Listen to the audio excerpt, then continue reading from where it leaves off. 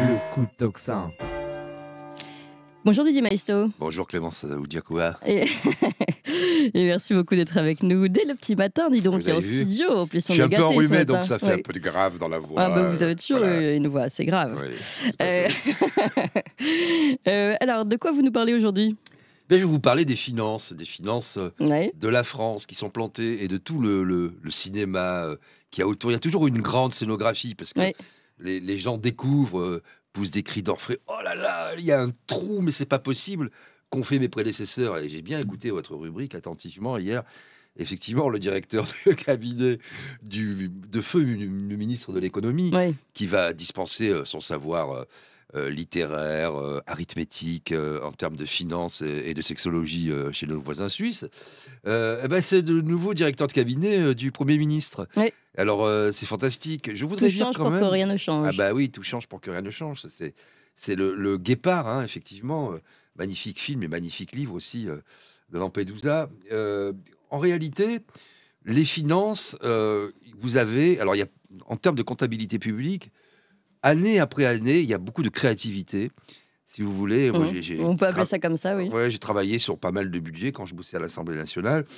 Ils changent les normes pour ne pas que vous puissiez, d'une année sur l'autre, comparer les dépenses, les recettes. D'abord, l'État ne sait pas du tout ce qu'il dépense véritablement, alors qu'il devrait, puisque tous les mois, vous avez Bercy qui vous fait un rapport circonstancié pour vous donner l'état des finances. Là, alors, LFI fait un peu de mousse autour.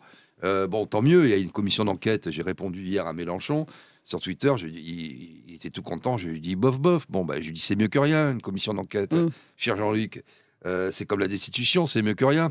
Mais il vaudrait mieux s'en rendre compte avant et que tout le monde soit groupé. D'autant. Oui, et ne pas forcément appeler à voter pour ces personnes-là. En plus, je vais vous dire, Clémence, à quoi elle va servir cette commission d'enquête ? À rien, à nib, que chi, que dalle, rien du tout. Nada. Pourquoi ? Nothing. Parce que en réalité, on sait exactement ce qui s'est passé. Il l'a dit entre les lignes, un peu comme Mbappé, un peu plus loin quand même. Bruno Le Maire, il a dit je vous dirai toute la vérité, vous savez pas tout. Il a fait les mystérieux. Plus tard, qu'est-ce qui s'est passé ? Il s'est passé qu'il y avait les élections européennes en ligne de mire. Et qu'un certain monsieur Macron lui a dit non, attends, tu restes bien tranquille, tu vas pas m'affoler les gens. Ensuite, il y a eu les JO. Et donc, de 4,4, on est passé à 6,1. Et en réalité, d'après mes informations, on serait bien plus que ça. Peut-être 6,5 et peut-être arriver jusqu'à 7, puisque ça continue d'être dépensé à gros bouillon. Donc, on est dans une dérive totale. Selon que l'on prend les référents, mettons... c'est 50 ou 100 milliards d'euros. Si on prend 100 milliards d'euros, j'ai fait un peu le calcul, c'est 2 fois le budget du ministère de la Défense. 2 fois, qui est déjà considérable, 50 milliards d'euros. 2 fois le budget du ministère de la Défense. C'est 10 ans du budget de la ville de Paris. C'est 35 hôpitaux. C'est 350 lycées. Non, mais parce qu'on parle des milliards comme ça. Oui, c'est vrai qu'on a du mal à réaliser. On a du mal, il faut toujours quantifier. Bien sûr. Voilà. Donc, qu'est-ce qu'il faudrait, en réalité ? Il faudrait que Mais ils ne vont pas faire ça, parce qu'ils ont tous participé. Que les parlementaires ? Mais non, mais ils ont tous participé. Quand je vois aujourd'hui Migaud, qui a fait le kéké, excusez-moi l'expression, pendant des années en disant « il y a trop de dépenses », et qui fait son petit caca nerveux. « Si vous ne me retenez pas, je m'en vais, parce que moi, je veux dépenser comme tout le monde, au ministère de la Justice ».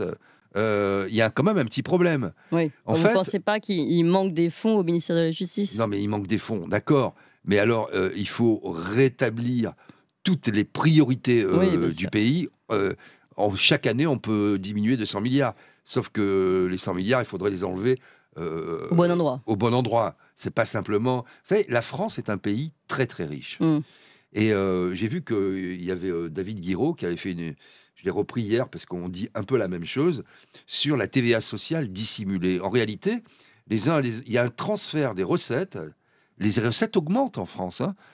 Et surtout depuis 2019, elles augmentent dans des proportions considérables. Il ne faut pas croire que les recettes diminuent. Sauf qu'il y a des transferts qui sont faits sur les collectivités locales. La TVA sert à financer les collectivités locales et la sécurité sociale, de telle sorte que le budget se trouve démuni. Ce qu'il faudrait, en réalité, c'est la haute cour de justice pour le président de la République, c'est-à-dire un congrès réuni en haute cour, parce que avec la restriction du statut pénal du chef de l'État qui avait été voulu par Nicolas Sarkozy, il n'est plus responsable de rien, le président de la République, et une cour de justice de la République pour les ministres en exercice qui ont laissé filer ce déficit. Alors vous allez me dire, une commission d'enquête, c'est bien beau, mais la Cour de justice de la République, elle condamne pas beaucoup. Et quand elle condamne, c'est 30 ans plus tard, pour des choses symboliques. Monsieur Balladur, alors que je rappelle qu'il y a eu 11 morts à Karachi dans l'histoire des frégates avec l'Arabie Saoudite et le Pakistan. Oui, si c'est pour avoir des responsables mais pas coupables, voilà, Georgina Dufoy, non coupable. Laurent Fabius, non coupable. Ils ont tous été blanchis. Pourquoi ? Parce que... Alors, après, je vais vous donner une solution. Pourquoi ? Parce que même s'il y a 3 magistrats de la Cour de cassation, il y a 12 parlementaires, il y a 15 juges et 12 parlementaires, 6 sénateurs, 6 députés qui sont élus en amont et qui font partie de la Cour de justice de la République. Mais ils jugent leur père. Oui, mais Régis de Castelnau, qu'on a reçu sur ce sujet régulièrement, vous dira qu'en même temps, il préfère ça qu'un gouvernement des juges, avec des juges qui sortent des affaires à la Fillon et qui vont dessus pour pouvoir mener aussi leur propre agenda politique. Oui, d'accord. Alors, il y a une autre solution à trouver, peut-être. Non, la solution, si vous voulez, c'est effectivement, de couper complètement le ministère de la Justice et la carrière des magistrats et les parquets du pouvoir politique. Ça n'a jamais été fait. C'est un mensonge de penser que les parquets... Alors bien sûr, il n'y a plus d'ordre écrit. Vous pensez bien que les gens ne sont pas cons. Ils ne vont pas dire, dans cette affaire de Nicolas Sarkozy, de Paul Bismuth, s'il vous plaît, ne l'inculpez pas. Les gens, ils ne sont pas idiots. Hein. Ça se fait de façon plus subtile. Moi, je suis en affaire, si j'ose dire, avec le PNF depuis 12 ans, puisque j'ai porté plainte. Qu'est-ce que vous avez fait ? Pour les histoires de télé, comme vous savez, le PNF s'était saisi, etc. J'ai eu un non-lieu. J'ai dû relancer par une plainte avec constitution de partie civile. Entre-temps, le président de la République a changé. Ce n'est pas tout à fait la même célérité dans les affaires. Donc, il faut couper les liens politiques et que les magistrats réunis en syndicats ne puissent pas gérer leur carrière avec le pouvoir politique. Cela aussi vaut pour la police. Et pour ma part, je ferai très attention dans la syndicalisation de tout ce qui relève du régalien, en réalité. Et je ne suis pas favorable, moi, à ce que les syndicats policiers aussi, par exemple, puissent s'exprimer. Je pense que c'est aux hommes politiques d'auditionner les syndicats policiers dans le cas d'une présidentielle, et pas l'inverse. Vous voyez, quand vous voyez des syndicats qui font venir les hommes politiques pour savoir... c'est le monde à l'envers. C'est les syndicats qui font les carrières. Bon, je referme la parenthèse. D'accord. Et donc, une justice de justiciable lambda, si vous voulez, c'est pas possible de détourner ou de dissimuler dans un pays comme la France 100 milliards d'euros. On n'est plus dans une démocratie. Quand on éborgne les gens... 100 milliards d'euros, c'est pour les derniers mois, mais là, on parle d'un millier de milliards. Enfin, pour Emmanuel Macron depuis le début. On est à presque 3400 milliards oui, mais dont il est responsable, de dette. Lui-même a fait exploser la dette, on avait dit, avec les prêts garantis par l'État. Nicolas Meillan, qui va nous rejoindre, qui nous entend, le sait parfaitement, l'escroquerie que ça a été. En fait, on diffère chaque fois. On diffère le problème, on met la poussière sous le tapis et on incrimine les petits. Parce que si vous voulez, quand vous avez des crédits impôt recherche, ou, voilà, les grandes sociétés s'en sortent toujours. Je fais le lien pour voir à quel point c'est le bazar dans les finances publiques françaises. Je viens d'entendre en arrivant à Tuxin, sur une radio bien moins qualitative, c'est-à-dire France Info, mais bon, de temps en temps, il y a un peu d'infos. Que le gouvernement comptait demander, ils n'étaient pas d'accord avec Sanofi. Ça fait rire quand on voit qui Monsieur Sanofi et Odjadja, son épouse. Bon, bref, ils ne sont pas d'accord et ils vont demander à Sanofi, tenez-vous bien, la somme de toutes les aides publiques qu'ils ont reçues depuis 10 ans. Mais c'est à l'État de tenir cette compta. C'est pas à Sanofi de dire vous m'avez aidé, voilà ce que vous m'avez versé. C'est le monde à l'envers. Et donc... effectivement, on voit que si on parle de budget, c'est que ça obère complètement toute action publique. Comment voulez-vous ensuite, quand vous avez un service de la dette, c'est-à-dire le paiement des intérêts, qui est pratiquement le premier budget de l'État, comment voulez-vous après avoir des marges de manœuvre pour la police, pour la justice, pour l'hôpital, pour les profs? C'est impossible. On ne coupe pas au bon endroit. Et maintenant, on incrimine les collectivités locales qui font un boulot formidable. Moi, je serais d'avis d'arrêter le statut des élus nationaux. C'est-à-dire, quand vous êtes député A, et vous n'êtes pas député 2, vous n'êtes pas un bout de territoire, vous êtes un bout de souveraineté nationale.